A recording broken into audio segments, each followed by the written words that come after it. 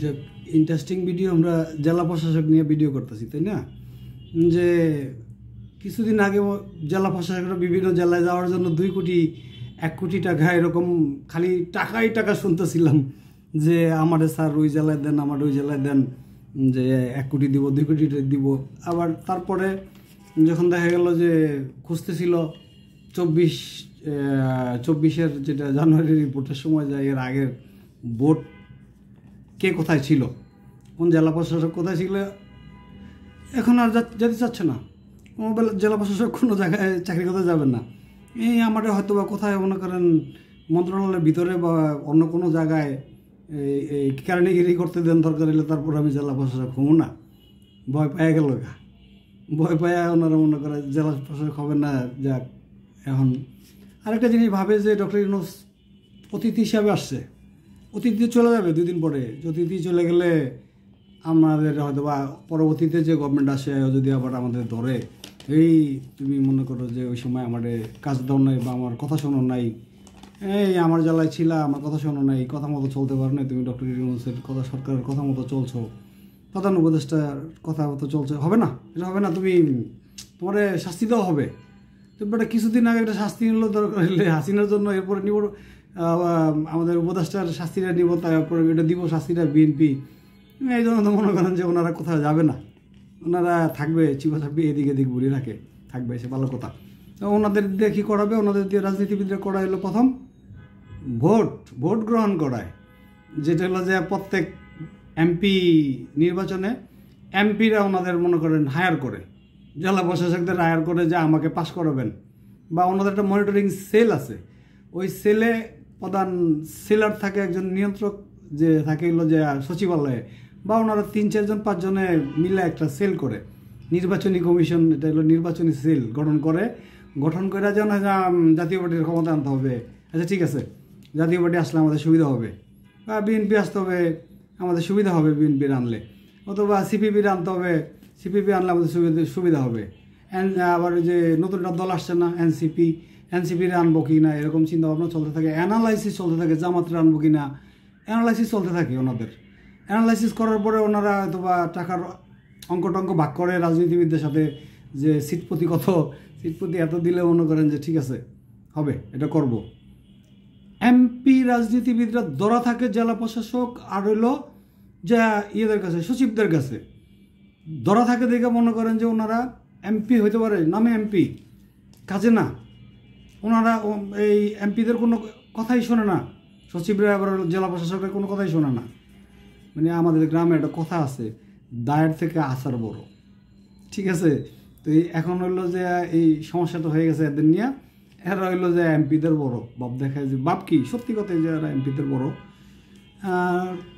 আর একটা কথা মাঝখানে আগেই কথাটা বলা উচিত ছিল, বইলা গেছি, যাক আবার তাহলে বলি। একটা জেলা প্রশাসক কিন্তু তার বাপের টাকায় জেলা প্রশাসক হয় না।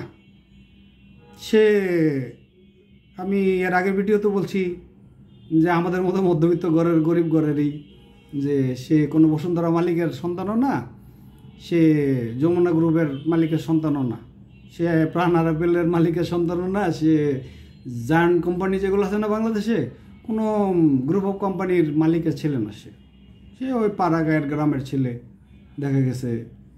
আর বেশিরভাগই তারা ইতিহাস পড়ে, তারপরে বিভিন্ন সাবজেক্টে পড়ার পরে টিকচিহ্ন ভালো দিতে পারে, টিকচিহ্ন ভালো দেওয়ার পরে আরেকটা সমস্যা হলো, আরেকটা হলো সুবিধা হইলো পলিটিক্যাল সরকার তাদের নির্বাচিত করে, যে কে আমাদের ওই আবুলে খুব ভালো, আবুলে নিতে হবে এবার, ওরে জেলা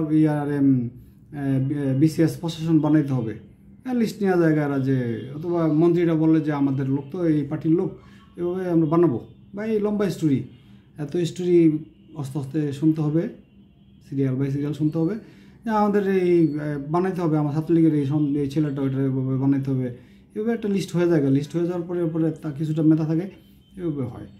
এখন যেটা বললাম যে ওর বাপের টাকায় হয় না, ওর বাপের ক্ষমতা নেই এত টাকা খরচ করে ওরে ডিসি, জেলা প্রশাসক, এসপি, তারপরে বানাবে।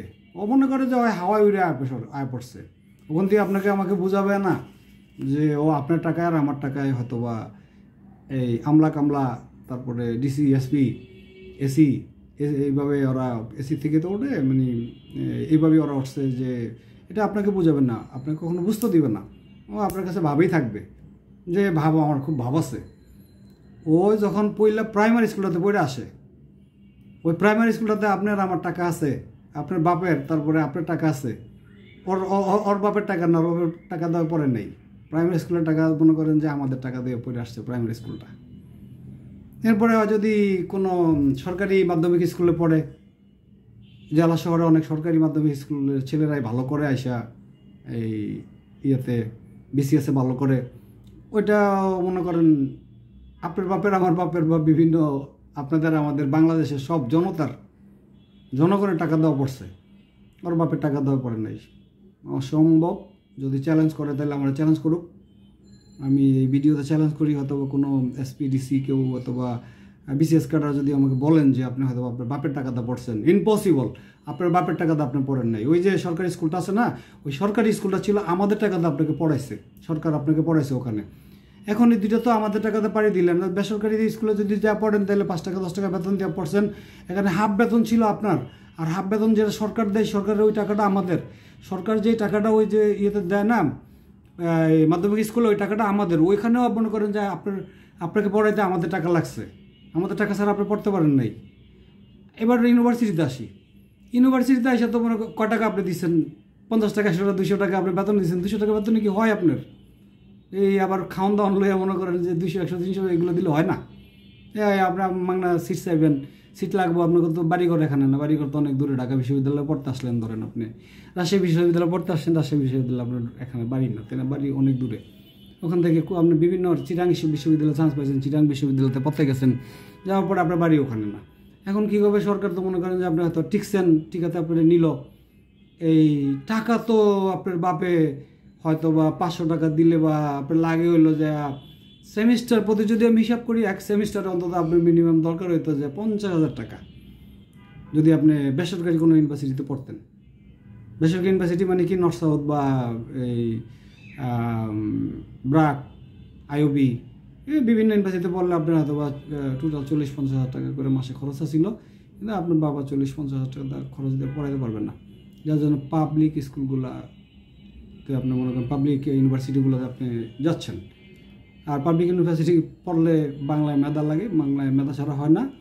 আর বেসরকারি ইউনিভার্সিটিগুলোতে যেমন ইংরেজিতে অনেক দক্ষ লোক লাগে, দক্ষ ছেলেপেলেরা ওখানে চান্স পায়। এটা ওরা ইন্টারন্যাশনাল প্রোডাক্ট, আর আপনার হইলাম লোকাল প্রোডাক্ট। এই দুইটা ডিফারেন্সটা হলো এই জায়গায়। যাক, লোকাল প্রোডাক্ট হইলে আপনার হয়তো ফার্স্ট ক্লাস ভালো প্রোডাক্ট হইলে, কিন্তু কাজ কি করেন আপনারা? এই টাকা তো মনে করেন যে ইউনিভার্সিটি পর্যন্ত আপনার টাকা বুঝাই দিয়েছে আপনারে, তাহলে আপনার হলো কৃষক, শ্রমিক, তারপরে জনতার টাকাতে পড়ছেন, তাহলে আপনি হবেন কি? জনতার ডিসি, জনতার এসপি, জনতার এসি, জনতার হবেন। আপনি জনতার না হয়ে হন কার? আপনি হন হলো রাজনীতিবিদের। এখানে রাজনীতিবিদের কেন হচ্ছেন?